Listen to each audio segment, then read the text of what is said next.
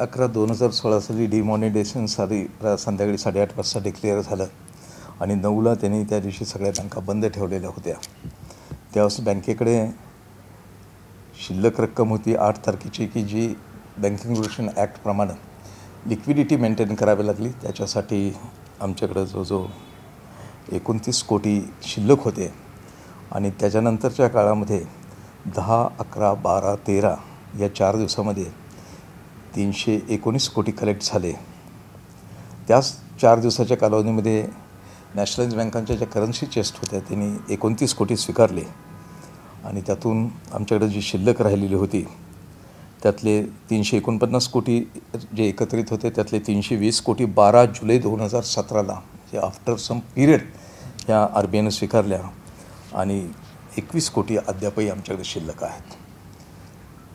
तर आता जे 21 कोटी शिल्लक आहेत तर ते शिल्लक राहण्याचं कारण काय? ती करन्सी सध्या कुठे आहे?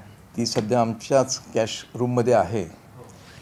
ती राहण्याचं कारण असं की त्याच्यामध्ये एक टेक्निकल प्रॉब्लेम क्रिएट झालेला आहे की ज्यावेळेस त्याच्यामध्ये ह्या नोटा स्वीकारायचा निर्णय झाला लोकसभेमध्ये आणि लोकसभेनं RBIला डायरेक्शन्स दिले, त्याच्यामध्ये डिमॉनिटायझेशनच्या पिरियडमध्ये स्वीकारलेल्या नोटा त्या परत घ्याव्यात असं नोटिंग त्याच्यामध्ये आलं आणि ज्या आदल्या दिवशीच्या तारखेला लिक्विडिटीसाठी होत्या ते नोटिंग त्याच्यामध्ये आलेलं नाही। त्या एका टेक्निकल पॉईंटवरती त्या नोटा राहिल्या। त्यानंतर सगळ्याच जिल्हा मध्यवर्ती सहकारी बँका देशातल्या ह्या प्रत्येक स्टेटमध्ये हायकोर्टात गेल्या, पण त्या हायकोर्टाने सांगितलं की त्यांनी ती क्लब केली केस आणि शेवटी ते सुप्रीमला घेतली आणि एकत्रित केस चालली।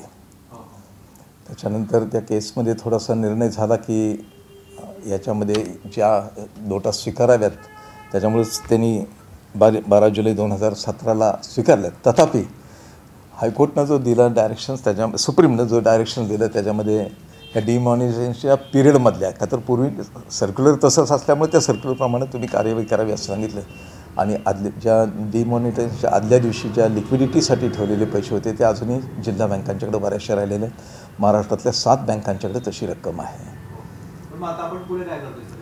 आता त्याच्यानंतर सुप्रीममधली केस झाली, त्याचा निकाल सुप्रीमने दिला की all this bank should request this issue to the government of RBIला आपण तो इश्यू रिक्वेस्ट केलेला आहे, सेंट्रल गव्हर्नमेंटकडे पाठवलेला आहे, पण त्याच्यावरती अद्याप निर्णय आलेला नाही।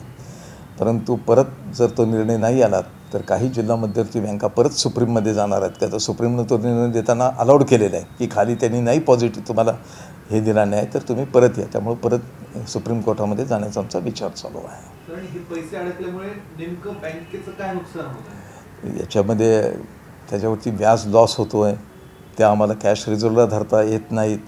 त्याच्यामध्ये त्यापूर्वी काही बँकांनी लिक्विडिटीमध्ये धरलेल्या होत्या, ती लिक्विडिटी डिफिसिट दाखवली गेली आणि हे पैसे आयडियल राहिले ना विनाकारण असं। तर तुम्ही जसं मला म्हटलं थोडं स्पष्ट करून सांगा की ज्या दिवशी निर्णय झाला त्या दिवशी बँकेकडे एकूण शिल्लक किती जमा होती आणि पुढील 3 ते 4 दिवसांमध्ये किती जमा झाले आणि आपण बँकेला किती RBIला किती जमा केले? आमच्याकडे त्या दिवशी डिमॉनिटायझेशन ज्या तारखेला झालं 8 तारखेला त्या दिवशी रात्री जी एकूण कॅश होती त्याच्यामध्ये 500 आणि 1000च्या ज्या नोटा रद्द केलेल्या होत्या त्यांचे 58 कोटी बॅलन्स होता। आणि सर नंतरच्या काळामध्ये किती जमा झाले होते आपल्याकडे? 319 कोटी।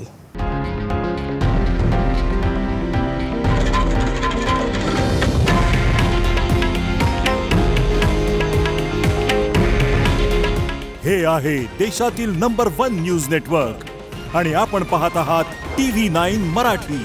काळजी तुमची, हित महाराष्ट्राचं।